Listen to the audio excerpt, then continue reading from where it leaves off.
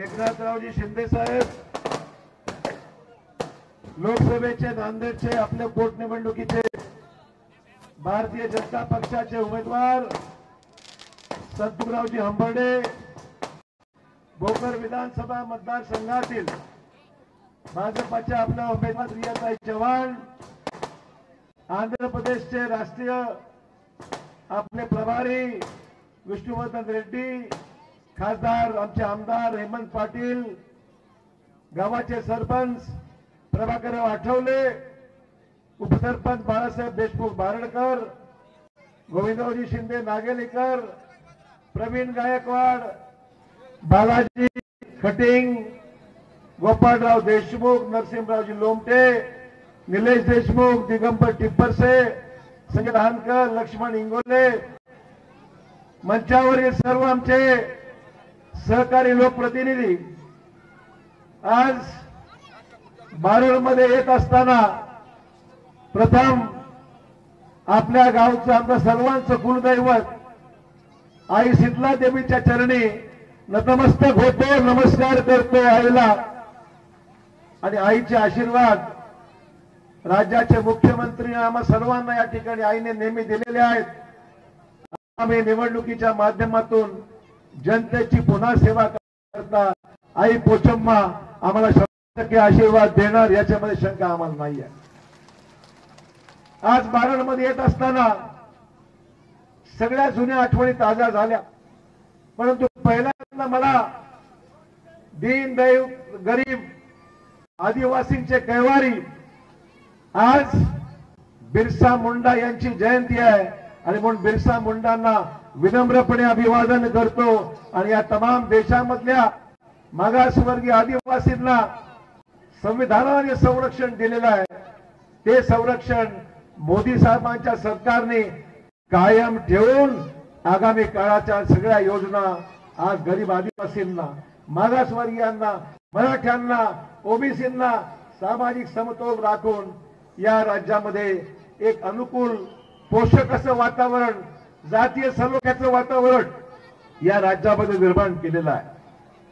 मान्य शिंदे साहेबांना मला सांगितलं पाहिजे की भारतची भूमी ही स्वातंत्र्य सैनिकांची भूमी आहे।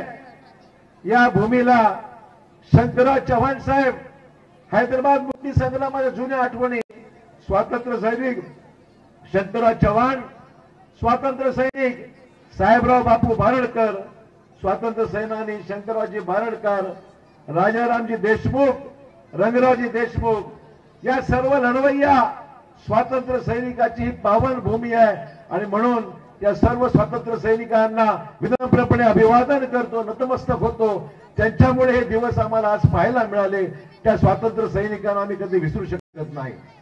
भारतची ही भूमी आम्हा सर्वांसाठी एक पावन भूमी आहे, सर्वांसाठी एक महत्वाचं क्षेत्र आहे की ज्यांनी स्फूर्ती दिली मुक्ती संग्रामामध्ये, ज्या स्वातंत्र्य सैनिकांनी या देशाला, त्या महाराष्ट्राला ताकद दिली, त्या स्वातंत्र्य सैनिकांची आजही आठवण आम्हा सर्वांच्या मनामध्ये ताजी आहे।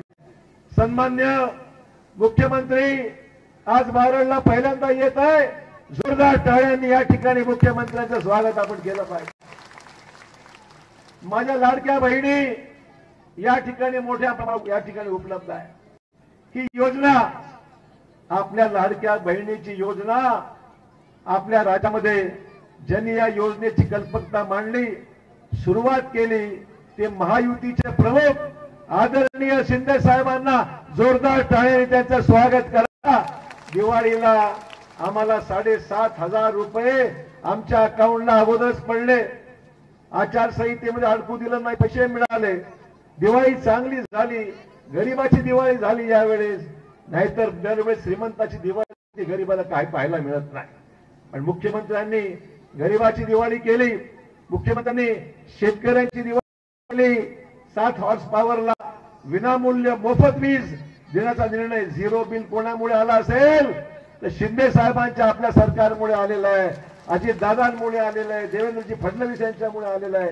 या सर्वांच्या महायुतीच्या या नेतृत्वाने या महाराष्ट्राच्या तमाम गरीब जनतेकरता आज हे काम केलेलं आहे।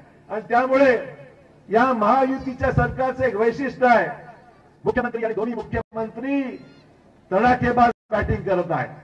आमचे हिटमॅन आहेत राजकारणाच्या मैदानामध्ये, चौके छक्के मारणारे महायुतीचे नेते आहेत की ज्यांनी आपल्या महाराष्ट्राला एकंदरीत त्यांच्या कर्तृत्वाने, त्यांच्या मेहनतीने, सगळ्या योजनेच्या माध्यमातून जोरदारपणे गरिबाला न्याय दिला. नुसत्या घोषणा आहेत का? नाही.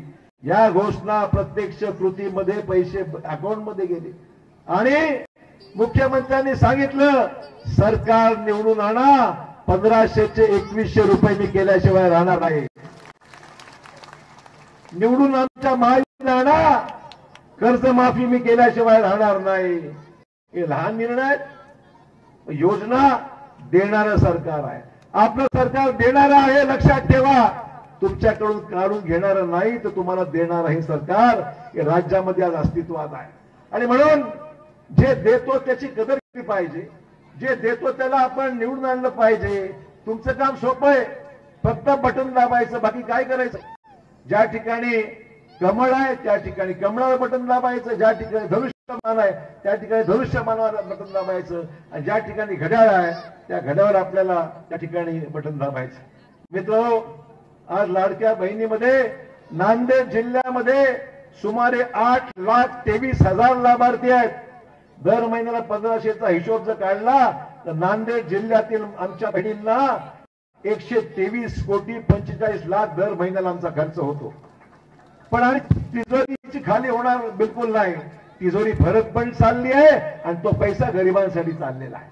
त्यामुळे तुम्ही चिंता करू नका. पैसा आहे, पैसा कमी पडणार नाही. परंतु तेलंगणाचे मुख्यमंत्री येणार आता नांदेडला, उद्या येणार आहेत म्हणतात. आणि आल्यावर काय करणार? तेलंगणामध्ये योजना कशा बंद झाल्या हे सांगणार. म्हणजे त्यांच्या जाहिराती मोठ्या मोठ्या येतात की तेलंगणामध्ये आम्ही हे केलं, ते केलं, ते केलं. तेलंगणाच्या मुख्यमंत्र्यांच्या जाहीर झालेल्या योजना 2 महिन्यात बंद पडल्या. 2 महिन्यात बघा तिथे काय चाललंय. म्हणजे तेलंगणाच्या मुख्यमंत्र्यांची जाहिरात देऊन महाराष्ट्रामध्ये फोटो छापला जातो, महाराष्ट्रामध्ये मत मागितल्या जातात. म्हणजे महाराष्ट्रातला एकही नेता जाहिरातीमध्ये नाही, प्रकाशक त्याच्या जाहिरातीमध्ये नाही.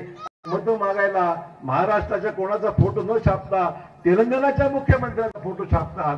ज्याच्याकडे योजना बंद पडल्या, कर्नाटकात बंद पडल्या, तेलंगणात बंद पडल्या, हिमाचलमध्ये बंद पडल्या. म्हणजे ज्या ज्या ठिकाणी काँग्रेसचं सरकार आहे त्या त्या ठिकाणी योजना बंद करून टाकल्या. पण शिंदे साहेबांनी सांगितलंय, सांगितलं नाही, भूमिका घेतली आहे. सरकार आणा, आपल्या योजना 100% चालू राहतील, मी चिंता करायचं काम नाही. योजना चालू राहणार. मग मतदान कोणाला करायचंय? योजना बंद करायला लोकांना त्यांना का शिंदे साहेबांच्या नेतृत्वाखाली महायुतीने ज्या आपल्याला योजना दिल्या ते सरकार आणायचं की नाही? बोला, आणायचं की नाही? मग आज मुख्यमंत्री या ठिकाणी आले असताना आपल्या सर्वांना मुद्दाम सांगितलं पाहिजे. केंद्र सरकारने मोदी साहेब येऊन गेले नांदेडला. मोदी साहेबांनी शेतकऱ्याच्या पिकाच्या किमान आधारभूत किमती वाढवल्या. सोयाबीनची आधारभूत किंमत आज 292 रुपयांनी वाढवली. कापूसची आधारभूत किंमत 501 रुपयांनी वाढवली. हायब्रिड ज्वारीची किंमत 191 रुपयांनी वाढवली. तूर वाढवली, उडीद वाढवली. फक्त वाढवली कागदावर नाही, तर हमी भावाने शेतकऱ्यांचा माल खरेदी करण्याचा निर्णय जर कोणी घेतला असेल की केंद्र सरकारमध्ये मोदी साहेबांनी घेतला. मला मुद्दाम सांगायचंय मित्र, मला मुद्दाम सांगायचंय, आपला खासदार जो केंद्रात पाठवायचा आहे तो सत्ताधारी पक्षाला पाठवायचा आहे. सरकार आलं केंद्रामध्ये, मोदी साहेब पंतप्रधान तिसऱ्यांदा झालेलं लक्षात ठेवा. देशाचे प्रधानमंत्री म्हणून ते कार्यरत आहेत. आता मोदी साहेबांना आपल्या जिल्ह्यातून शक्ती दिली पाहिजे. आपल्या जिल्हा आपला खासदार जो आहे तो दिल्लीमध्ये जाऊन आपली कामं करणार. आपला नॅशनल हायवे, आमच्या रेल्वेचं काम, आमच्या पुणे नांदेड लातूरचं काम, नांदेड बिदरचं काम, आमच्याकडच्या मोबाईल सर्व्हिस, असंख्य योजना आहेत ज्या मोदी साहेबांनी तुम्ही सांगितलं तर 5 ते 10 मिनिटांमध्ये मोदी साहेब आपल्याला आपल्या जिल्ह्यातल्या विकासाच्या कामाला मदत करणार आहे। पण खासदार विरोधी पक्षात बसून शिव्या देणारा खासदार आम्हाला नकोय, आम्हाला मोदी साहेबांना मदत करणारा खासदार पाहिजे। आणि म्हणून संतू खांबर्डे या ठिकाणी आपले खासदार म्हणून आपल्याला निवडून द्यायचं आहे, हे लक्षात ठेवा। जोरदार टाळ्यांनी आपलं समर्थन संतू खांबर्डेंना आपण द्या, की ज्याच्यामुळे खासदार आपला दिल्लीत जाऊन मोदी साहेबांचे हात मजबूत करेल आणि केंद्र सरकारकडून आपली कामं करून घेण्याकरता आपल्याकडे उपयोग होईल। आपले विधानसभेला आपण टायगर तिकीट दिलं, मोदी साहेबांचे आभार मानतो, मोदी साहेबांचे आभार मानतो। आपले नवीन उमेदवार जो मतदारसंघ शंकरराव चव्हाण साहेबांनी सांभाळला, जो मतदारसंघ अशोक चव्हाणांनी लढवला एवढा वर्ष, आता त्या मतदारसंघामध्ये पुढची जबाबदारी आपल्या सर्वांच्या आशीर्वादाने श्रीजया सांभाळणार आहे। श्रीजयाच्या माध्यमातून आपण या मतदारसंघाला एक नवीन तरुण सुशिक्षित जाणकार ऍडव्होकेट असलेला असा ठिकाणी उमेदवार आपल्याला आपण निवडून आणायचा आहे। आणि म्हणून मित्र, आपल्याला दुसऱ्या कुठलाच विचार करायचा नाही।